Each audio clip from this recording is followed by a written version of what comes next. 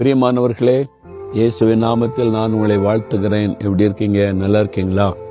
கர்த்தருக்குள்ள நீங்க சந்தோஷமா இருக்கணும். அதனால தான் ஆண்டவர் உங்கள்கிட்ட தினமும் பேசுகிறார். இந்த துக்கம், வருத்தம், கஷ்டம், சோர்வு அப்படிலாம் சொல்லக்கூடாது.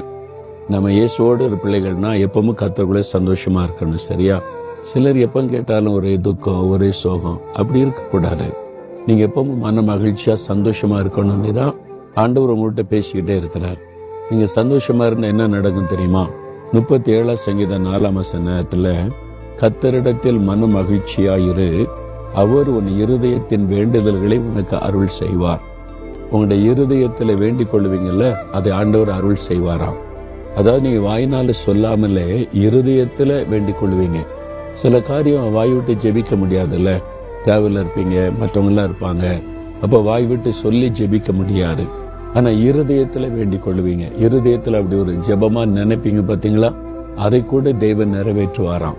நீங்க இருதயத்துல அப்படி நினைச்சா கூட தேவன் நிறைவேற்றுவாராம். நான் என்னுடைய ஊழிய பாதையில நிறைய அப்படி நான் பார்த்திருக்கிறேன். நான் போய் ஜெபரையில முழங்கால் போட்டு சின்சியரா அப்படி ஜெபிக்கணும் அவசியம் இல்லை.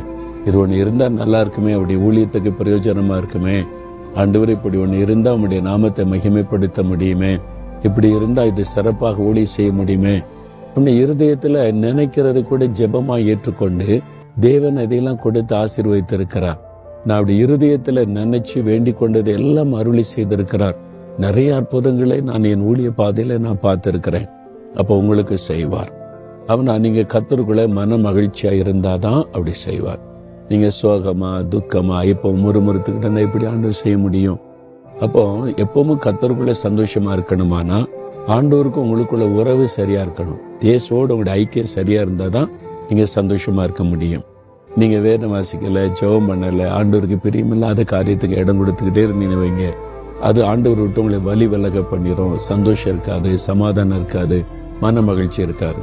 அதனால்தான் அனுதினமும் காலையில் எழுந்த உடனே வேதம் வாசித்து ஜெபம் பண்ணி ஆண்டவரோடு உள்ள நமக்குள்ள ஐக்கியத்தை நம்ம பலப்படுத்தி கொள்ளணும்.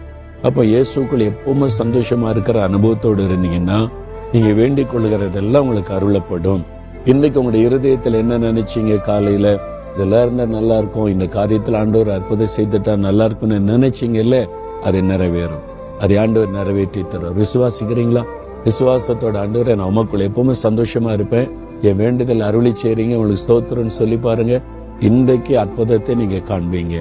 ஆண்டவரே, உமக்குள்ள நாங்க எப்பவுமே சந்தோஷமா இருக்கிறோம், எங்களுடைய இருதயத்தின் வேண்டுதலை அருளி செய்றீங்க, உங்களுக்கு ஸ்தோத்திரம், ஸ்தோத்திரம். இயேசுவின் நாமத்தில் ஆமென், ஆமென்.